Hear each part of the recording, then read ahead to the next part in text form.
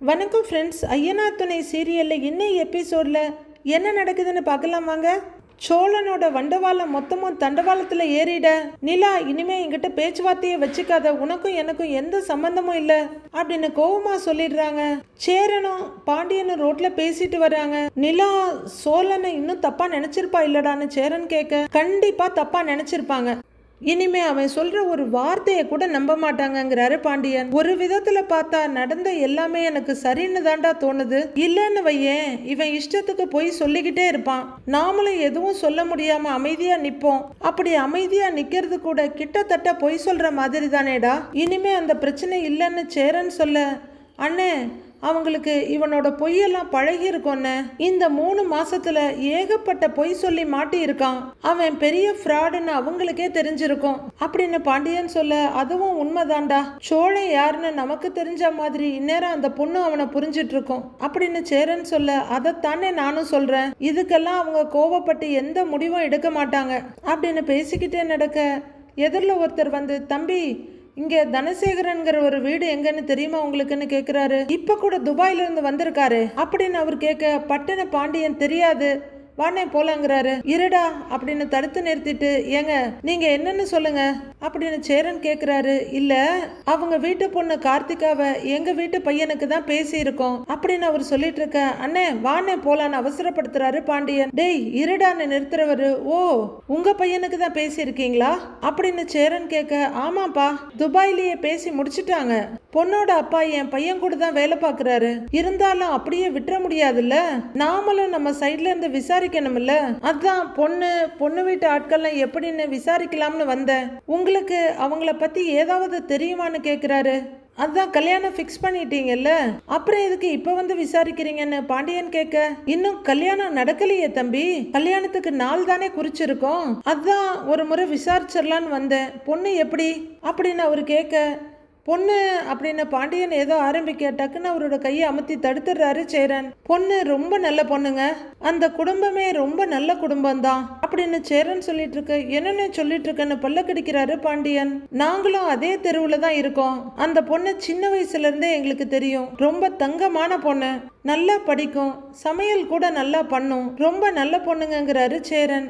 சரி சரிங்க, ரொம்ப நல்லது தம்பி, மற்றபடி ஊர்ல அவங்களுக்கு நல்ல பேரா அப்படின்னு அவர் கேட்க, ஆமா ஆமா, ஊர்ல அவங்க குடும்பத்துக்கு நல்ல மரியாதை இருக்கு, பொண்ணோட அப்பா அம்மா மாமான்னு எல்லாருமே ரொம்ப நல்ல டைப் தான் அப்படின்னு சேரன் சொல்ல, பாண்டியன் வெறுப்பா பார்த்துட்டு இருக்காரு. சரிங்க தம்பி, ரொம்ப சந்தோஷம் அப்படின்னு அவர் சொல்ல, நல்ல குடும்பத்துல தான் பொண்ணு எடுக்கிறீங்க, தைரியமா கல்யாணம் பண்ணி வைங்க அப்படின்னு சேரன் சொல்ல, சரிங்க தம்பி ரொம்ப நல்லது, நான் வர்றேன் அப்படின்னு அவர் கிளம்பிட, கையை உதற பாண்டியன், அண்ணன் என்ன பேசுன அப்படின்னு கேட்குறாரு. ஏண்டான்னு சேரன் கேட்க, அந்த பொண்ணையும் அந்த குடும்பத்தையும் போய் நல்லத்தனமா சொல்லிட்டு இருக்கிற, அவ்வளோ அமைதியான ஆளுங்களா அவங்க, உலகத்திலேயே கேவலமான குடும்பம் அது, அவங்கள பத்தி ஆஹா ஓகோன்னு பேசிக்கிட்டு இருக்க அப்படின்னு பாண்டியன் கேட்க, டேய் ஏண்டா அப்படி சொல்ற, அவங்களும் நல்ல குடும்பம் தானேடான்னு கேக்குறாரு சேரன். அண்ணே நீ புரிஞ்சுதான் பேசுறியா, இதே உனக்கு பார்த்த பொண்ணு வீட்டுல இருந்து அவங்க வீட்டுல விசாரிக்க போயிருந்தா இந்நேரம் அவங்க என்னெல்லாம் பேசியிருப்பாங்க யோசிச்சு பாரு, உன்னை பத்தியும் நம்ம குடும்பத்தை பத்தியும் தப்பு தப்பா சொல்லியிருப்பாங்க, நீ மட்டும் அவங்க குடும்பத்தை பத்தி நல்ல விதமா சொல்லிக்கிட்டு இருக்கிற, உனக்கு என்ன தியாகின்னு நினைப்பா அப்படின்னு பாண்டியன் கேட்க, ஏண்டா கார்த்திகா நல்ல பொண்ணுன்னு நமக்கு தெரியும் இல்லடா, அப்புறம் எப்படிடா விட்டு கொடுக்க முடியும் அப்படின்னு சேரன் சொல்ல, என்னால் உன்னை புரிஞ்சிக்கவே முடியலன்னு, உனக்கு கார்த்திகாவை பிடிக்குதுன்னு அவங்கள கல்யாணம் பண்ணிக்க கோவில் வரல போயாச்சு, ஆனால் அவங்க வராமல் நம்மளை நல்லா ஏமாத்திட்டாங்க, அப்போ கூட உனக்கு கார்த்திகா மேலே கோவமே வரலல்ல, இப்போ அந்த பொண்ணை கல்யாணம் பண்ணிக்கிற வீட்டில இருந்து வந்து விசாரிக்கிறாங்க, அவங்க கிட்ட அந்த குடும்பம் ரொம்ப நல்ல குடும்பம்னு பேசிக்கிட்டு இருக்கிற, நீ என்னன்னே சொல்லியிருக்கணும், என்ன சொல்லியிருக்கணும், இதே நம்ம குடும்பத்தை பற்றி அவங்க கிட்ட கேட்டிருந்தா எப்படி இல்லாதது பொல்லாததெல்லாம் சொல்லியிருப்பாங்க, அப்படிதானே நீயும் சொல்லியிருக்கணும், அண்ணே இதுதான் சாக்குன்னு கல்யாணத்துக்கு எடுத்து விட்டுருக்கணும்னு, அப்பதான் உனக்கு நல்லது நடக்கும் அப்படின்னு பாண்டியன் கோவமா பேச, எப்படிடா பாண்டி பண்ண முடியும் அப்படின்னு சேரன் கேட்க, ஐயோ ஏன்னே இப்படி இருக்கிற, நீ இப்படி இருக்கிறதுனால தான் எல்லாரும் உன்னை ஏறி மிதிச்சிட்டு போயிட்டு இருக்கிறாங்க அப்படின்னு பாண்டியன் கோவப்படுறாரு. அப்படிலாம் இல்லடா, அப்படி ஒருத்தர் வந்து கேட்கும்போது எப்படிடா தப்பு தப்பா சொல்ல முடியும் அப்படின்னு சேரன் கேட்க, உனக்கு சொல்லி புரிய வைக்க முடியாதுன்னு, நீ எனக்கே கிளாஸ் எடுப்ப, வா போலாம் அப்படின்னு பாண்டியன் நடக்க சேரன் அங்கேயே நிக்கிறாரு. வாண்ணே அப்படின்னு பாண்டியன் போக பின்னாடியே சேரனும் போறாரு. நடேசன் ஒரு இடத்துல நின்று பீடி குடிச்சிட்டு இருக்க, இவர் வயசுல பெரியவரா இருக்காரு, இவர்கிட்ட ஒரு வார்த்தை கேட்போம் அப்படின்னு மாப்பிள்ளையோட அப்பா வர்றாரு. பக்கத்துல வந்து, சார் சார், அந்த தெருமுனையில ஒரு வீடு இருக்குல்ல, அங்க தனசேகர்னு ஒருத்தர் இருக்காருல்ல, இப்ப கூட துபாயில இருந்து வந்தாருல்ல, அவரை உங்களுக்கு தெரியுங்களான்னு கேக்குறாரு. குடிச்சிட்டு இருந்த பீடியை டக்குன்னு கீழே போட்டு காலில் மிதிச்சிட்டு, ஆமா தெரியுங்கிறாரு நடேசன். அவர் பொண்ணு கார்த்திகாவுக்கு எங்க வீட்டு பையனை பேசி இருக்கோம், அதான் பொண்ணோட வீட்டை பத்தி விசாரிக்கலாம்னு வந்தேன். அவங்க ஆளுங்க எப்படின்னு கேக்குறாரு அவரு. ஏங்க, உங்களுக்கு பொண்ணு எடுக்கிறதுக்கு வேற இடமே கிடைக்கலையா? படு கேவலமான குடும்பங்க அது. அந்த பொண்ணோட அப்பன் துபாயில என்ன பண்ணிக்கிட்டு இருந்தான்னு யாருக்கு தெரியும்? அவன் அங்க ஜெயில கூட இருந்திருக்கலாங்கிறாரு நடேசன். அப்படிலாம் இல்லைங்க ஐயா, எங்க பையனும் அவரும் துபாயில ஒன்னாதான் வேலை பார்க்கறாங்கிறாரு அவரு. ஒன்னா வேலை பார்த்தா உடனே அவர் நல்லவர் ஆயிடுவாரா? நான் பிறந்ததுல இருந்து இந்த ஏரியாவில் இருக்கிறேன், எனக்கு தெரியாதா? அந்த குடும்பம் ரொம்ப கேவலமான குடும்பம். சொல்ல போனா தனசேகரோட பொண்டாட்டி கஸ்தூரி இருக்கால, அவ எங்களுக்கு சொந்தக்காரி தான். நான் தான் அவங்க உறவே வேணான்னு தள்ளி வச்சிருக்கேன். அப்படி அவ ரோட்ல இறங்கி சண்டை போட்டான்னு வைங்க, பேய் பெசாசு மாதிரி சண்டை போடுவா. அவளுக்கு அண்ணன் ஒருத்தன் இருக்கிறான், பொண்ணோட தாய் மாமன்னு. அவன் ஒரு விளங்காத புலி மூட்டை. அந்த பொண்ணு அதுக்கும் மேல. இப்பேற்பட்ட வீட்டுல பிறந்த அந்த பொண்ணு மட்டும் நல்லவளாவா இருப்பா? ஆமா, நான் தெரியாம தான் கேக்குறேன், ஊர்ல உங்களுக்கு வேற பொண்ணே கிடைக்கலையா அப்படின்னு நடேசன் சொல்லிட்டு இருக்க. மாப்பிள்ளையோட அப்பா அதிர்ச்சியா பார்த்துட்டு இருக்க. இதை பாக்குற சேரன் பக்கத்துல வேகமா ஓடி வர்றாரு. இல்லங்க ஐயா, நான் விசாரிச்ச வரைக்கும் எல்லாரும் நல்ல விதமா தான் சொன்னாங்கிறாரு அவரு. எவையா சொன்னா? அவனை கொண்டு வந்து என்கிட்ட நிப்பாட்டு, நான் கேக்குறேன். தயவு செய்து சொல்றேன், அந்த வீட்டுல மட்டும் பொண்ணு எடுக்காதீங்க. உங்க பையனுக்கு வேற ஒரு நல்ல இடத்துல பொண்ணு பாருங்க, அவ்வளவுதான் சொல்லுவேன் அப்படின்னு நடேசன் சொல்லிட்டு இருக்க. அப்பா என்னப்பா சொல்லிட்டு இருக்கீங்க அப்படின்னு சேரன் வந்து நிக்கிறாரு. உடனே திரும்பி பாக்குற மாப்பிள்ளையோட அப்பா, இவரா?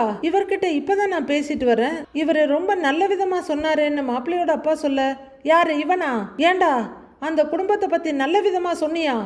ஏன் வசந்தியை பத்தி தெரியாது? அவ எவ்வளவு பெரிய மோசக்காரி அப்படின்னு அவங்க அப்பா சொல்ல. அப்பா கொஞ்சம் சும்மா இருங்கப்பாங்கிறவரு. ஐயா அதெல்லாம் ஒண்ணும் இல்லைங்க ஐயா, அவர் எங்க அப்பா தான், அவரு குடிச்சிட்டு ஏதோ உளர்றாரு, தப்பா எடுத்துக்காதீங்க அப்படின்னு சேரன் சொல்ல.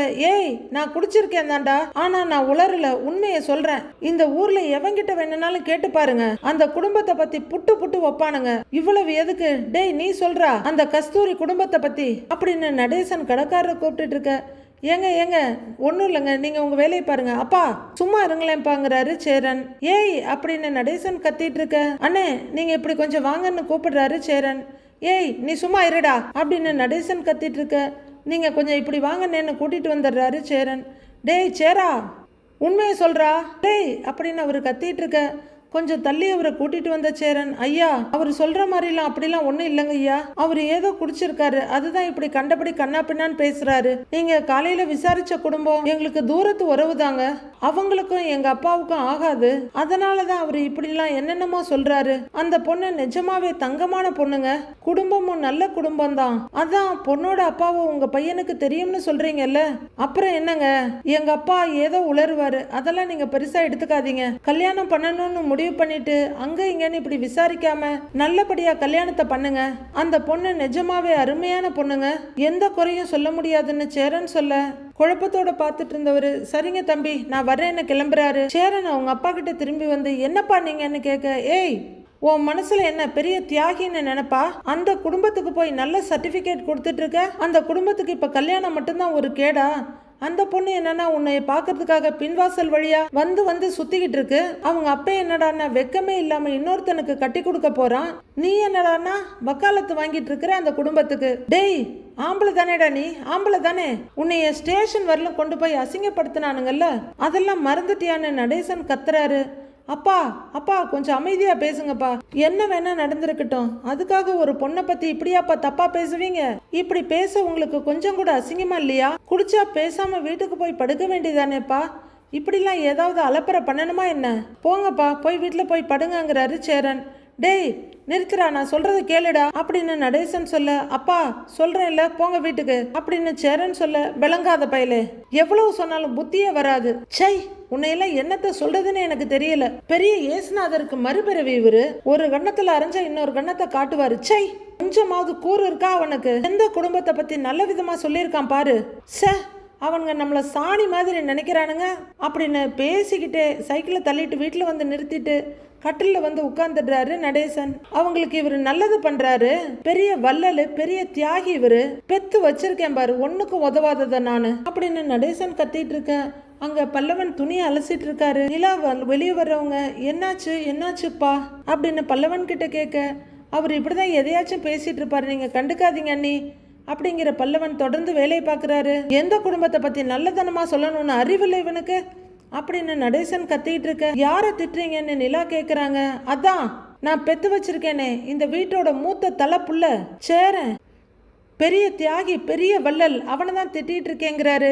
இந்த கார்த்திகாவுக்கு மாப்பிள்ளை பார்த்துருக்காங்கல்ல, அந்த வீட்டில இருந்து என்கிட்ட வந்து விசாரிச்சாங்க. நான் அந்த வீட்டோட உண்மையை சொன்னேன். அவ ஆத்தாக்காரி வெளியே வந்து சண்டை போடுவா, அவ பெரிய சண்டைக்காரி, அவ அப்பங்காரன் துபாயில வேலை பார்த்தானா இல்ல ஜெயில இருந்தானான்னு எனக்கு தெரியலன்னு சொன்னேன். உடனே இந்த வீட்டோட ராசா இருக்காரு சேரன், மதகத ராஜா, சமையல் வல்லுனர், அவருக்கு அப்படியே கோவம் பொத்துக்கிட்டு வந்துருச்சு. உடனே அந்த ஆளை தனியா கூட்டிட்டு போய் அவரு சொல்ற மாதிரி எல்லாம் கிடையாதுங்க, அந்த பொண்ணு தங்கம், அவங்க அம்மா வைரம், அவங்க அப்பங்கார வைடூரியம் அப்படிங்கிறாமா. என்னைக்காவது அவங்க இந்த வீட்டை மதிச்சிருக்கானுங்களா? அவங்க வீட்டை பத்தி பேசினா இவனுக்கு என்ன வந்துச்சு?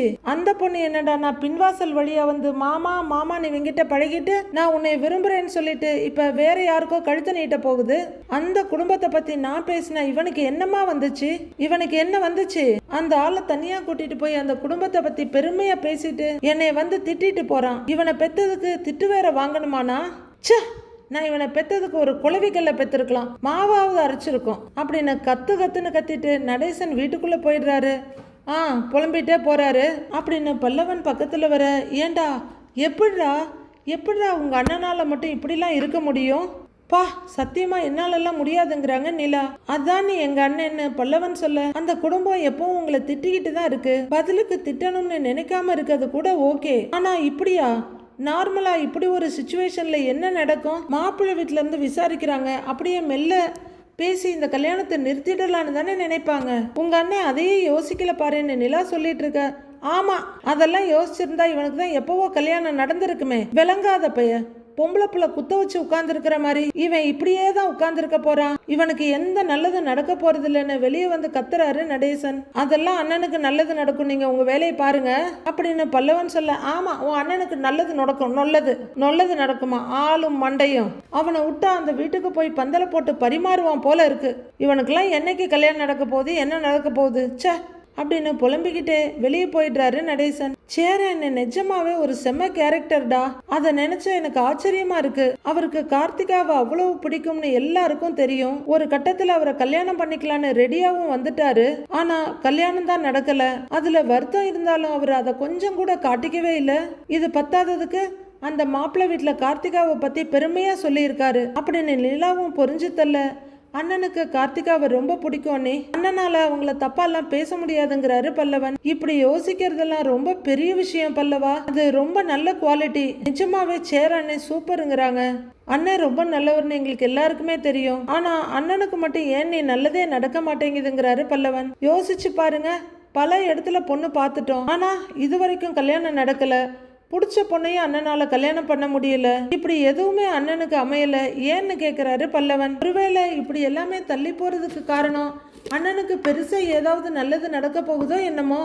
நீ வேணா பாரு, அண்ணனுக்கு சூப்பரா கல்யாணம் நடக்கும், அண்ணன் ரொம்ப சந்தோஷமா இருப்பாரு அப்படின்னு நிலா சொல்ல. நடந்தா நல்லா இருக்குங்கிறாரு பல்லவன். ஏய், நான் சொல்றேன் கண்டிப்பா நடக்கும் அப்படின்னு நிலா சொல்ல. நீங்க சொன்னா சரிதான்ங்கிறாரு பல்லவன். ஏய், எழுதி வச்சுக்கோ பல்லவா, இது கண்டிப்பா நடக்கும். அப்படி நடக்கும்போது நீயே என்கிட்ட வந்து சொல்லுவ பாரு அப்படின்னு நிலா சொல்ல. நடக்கும்போது நீங்க இருப்பீங்க இல்லன்னு கேக்குறாரு பல்லவன். மறுபடியும் கிளம்பி போயிட மாட்டீங்களேன்னு கேட்க நிலா அமைதியா நிக்கிறாங்க. எனக்கு அடிக்கடி இந்த டவுட் வந்துகிட்டே இருக்குன்னு, ஆனா நான் தான் கேட்காம அமைதியா இருக்கேங்கிறாரு. அதெல்லாம் போக மாட்டேன்டா அப்படின்னு நிலா சொல்ல. கொஞ்சம் தெளிஞ்ச முகத்தோட சிரிக்கிறாரு பல்லவன். சேரன் சைக்கிளை தள்ளிட்டு வர சோழன் கூடவே நடந்து வந்துட்டு இருக்காரு. அண்ணே, முன்னெல்லாம் 100 SMS தானே அனுப்ப முடியும், ஸ்கூல் படிக்கிறப்பெல்லாம் எனக்கு 100 SMS பத்தவே பத்தாது.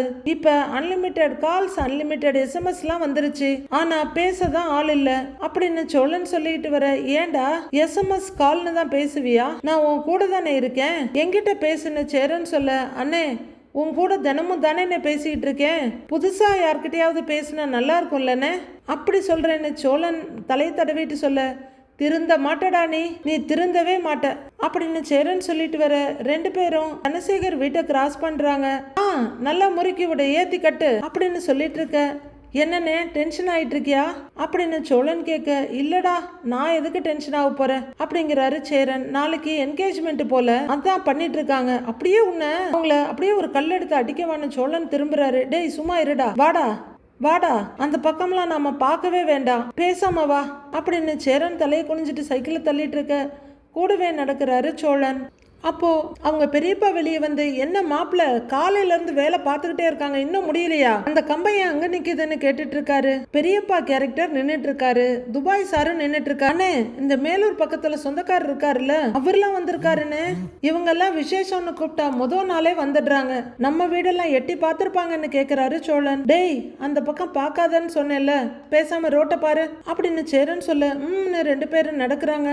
திடீர்னு ஒருத்தர் இவங்களை பார்த்துட்டு, மாமா அங்க பாருங்க, அவங்க நடேசன் பசங்க தானேன்னு கேட்கிறாரு. உடனே கார்த்திகாவோட அப்பாவும் திரும்பி பார்த்துட்டு, ஆமாமா அந்த தற்கூரி பசங்க தான், எதுக்கு அந்த விடியாத பயலுங்களை பத்தி எல்லாம் பேசிக்கிட்டு, நம்ம வேலையை பார்ப்போம், யோ அந்த பல்ப போடியா நல்ல வெளிச்சமா இருக்கட்டும் அப்படின்னு சொல்லிக்கிட்டு இருக்க, அவங்க எல்லாம் அந்த வேலையில பிஸி ஆயிடுறாங்க. சேரனும் சோழனும் அவங்க வீட்டை கிராஸ் பண்ண கார்த்திகா ஜன்னல் வழியா பார்த்துட்டு இருக்காங்க. சேரன் திரும்பி கூட பார்க்கல, ஆனா சோழன் இதை பார்த்துக்கிட்டே வர்றாரு. அண்ணே பாத்தியா, ஜன்னல் வழியா ஒரு கண்ணு உன்னையே பாக்குது அப்படின்னு சோழன் சொல்ல, டேய் பேசாம வாடா அப்படின்னு சேரன் சொல்ல, ஏன்னே உனக்கு வருத்தமா இருக்கான்னு கேக்குறாரு சோழன். எனக்கு என்னடா வருத்தம், அதெல்லாம் ஒண்ணுமில்ல.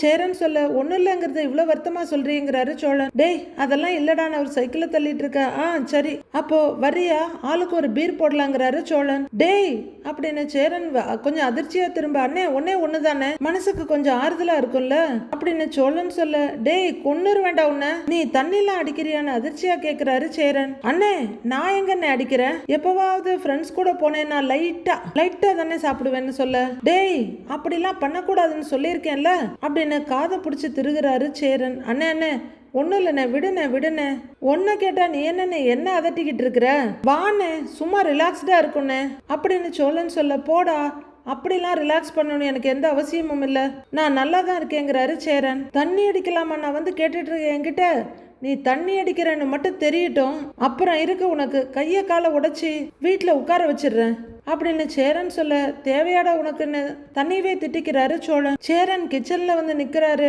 ஆனா அவர் மனசு ஃபுல்லா கார்த்திகா வீட்டுல அவங்க எல்லாம் பேசிக்கிட்டதும் நடந்துகிட்டதும் தான் மைண்ட்ல வருது. டேய் அந்த வீடியோவை போடுறான்னு பாண்டியன் கிட்ட சோழன் சொல்ல, ஏன் உங்ககிட்ட மொபைல் இருக்குல்ல நீ பாருன்னு சொல்ல, என்கிட்ட கேப்பில்ல அப்பவா உன்னை நான் பேசிக்கிறேன் அப்படின்னு சோழன் சொல்லிட்டு இருக்க, நிலா ரூம்குள்ள இருந்து வெளியே வர்றாங்க. ஏதோ கருகிற மாதிரி ஸ்மெல் வருது இல்ல அப்படின்னு நிலா கேட்க, இவன் தான் இவன் வயிற்றுச்சல் ஸ்மெல்லு தான் உங்களுக்கு கருகிற ஸ்மெல் மாதிரி இருக்கு அப்படின்னு சோழன் சொல்ல, ஏய் என்ன அப்படின்னு பாண்டியன் மிரட்டிட்டு இருக்காரு. சோ அடுப்புல இருந்து ஏதோ கருகின ஸ்மெல் வருது அப்படின்னு நிலா சொல்ல, எல்லாருமே ஸ்மெல் பண்ணி பாக்குறாங்க, எனக்கு ஒன்றும் வரலையேன்னு சோழன் சொல்ல, நிலா அதை கண்டுக்காம நிக்கிறாங்க. அண்ணி எனக்கு வருது, நீ நம்ம கிச்சன்ல தான் ஏதோங்கிற பல்லவன், அண்ணா என்னன்னா கருக விட்ட, ஏதோ கருகிற ஸ்மெல் வருது அப்படின்னு பல்லவன் கேட்க, சுயநினைவுக்கு வந்த சேரன் டபார்னு அடுப்புல பார்க்க கையை சுட்டுக்கிறாரு. வடசட்டி ஃபுல்லா கருகருன்னு கருப்பாயிடுச்சு. உடனே தோல்ல இருக்க துண்டு எடுத்து வடசட்டியை கையில பிடிச்சி ஹாலுக்கு கொண்டு வர்றாரு. என்னாச்சுன்னு என்ன பல்லவன் கேட்க, நான் தான்டா பொரியல கொஞ்சம் கருக விட்டுட்டேன், அடி மட்டும்தான் பிடிச்சிருக்கு, மற்றபடி மேல காயெல்லாம் நல்லா தான் இருக்கு அப்படின்னு சேரன் சொல்ல, பரவாயில்லண்ணே இதுல என்ன இருக்குங்கிறாங்க நிலா. சரிப்பா நான் போய் எல்லாத்தையும் எடுத்துட்டு வரேன் அப்படின்னு சேரன் உள்ளர போக, நானும் ஹெல்ப் பண்றேன்னு அப்படின்னு நிலாவும் பின்னாடியே போறாங்க. அவரு சாப்பாட்டு பாத்திரத்தை எடுக்க, அண்ணே நான் கொண்டு போறேன் நிலா சொல்ல, நீ அதை எடுத்துட்டு வாமான்னு சொல்லிட்டு போறாரு. சாப்பாட்டு தேகசா தட்டுன்னு எல்லாத்தையும் கொண்டு வந்து வைக்கிறாங்க.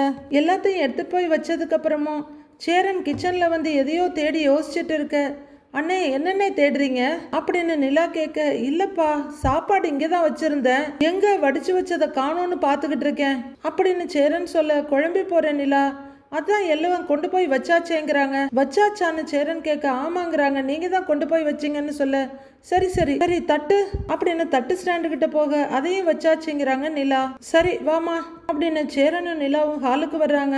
அங்க நடுப்புற உட்கார்ந்து இருந்த சோழன் இருங்க இருங்க இருங்க அப்படின்னு நகர்ந்து உட்கார்ந்துக்க பல்லவன் பக்கத்துல போய் உட்கார்றாங்க நிலா. சேரன் தட்டுல சாப்பாட்டை போட்டு இந்தா பாண்டியா அப்படின்னு ஒருத்தருக்கா கொடுத்துட்டு இருக்க நிலா அவரையே பார்த்துட்டு தட்டை வாங்கி கொடுக்குறாங்க. டேய் பாண்டியா இந்தாடான்னு அதிசயமா சோழன் எல்லாருக்கும் குழம்பு ஊத்துறாரு. இன்னொரு தட்டுல சாப்பாடு போட்டவர் அச்சோ அது ஓன் தட்டு இல்லப்பா ஓன் தட்டை கொடுன்னு நிலா கிட்ட இருந்து வாங்குறாரு. பாண்டியன் சாப்பிடவே ஆரம்பிச்சிருக்க. அண்ணே போதுன்னு நிலா தட்டை வாங்கிக்கிறாங்க. பல்லவன் ஒரு வாய் எடுத்து வச்சுட்டு அண்ணே என்னண்ணே குழம்புல உப்பா போட்டியா இல்ல உப்புல குழம்பு போட்டியா ரொம்ப உப்பா இருக்குண்ணா அப்படின்னு சொல்ல உப்பா இருக்கான்னு கேக்குறாரு சேரன்.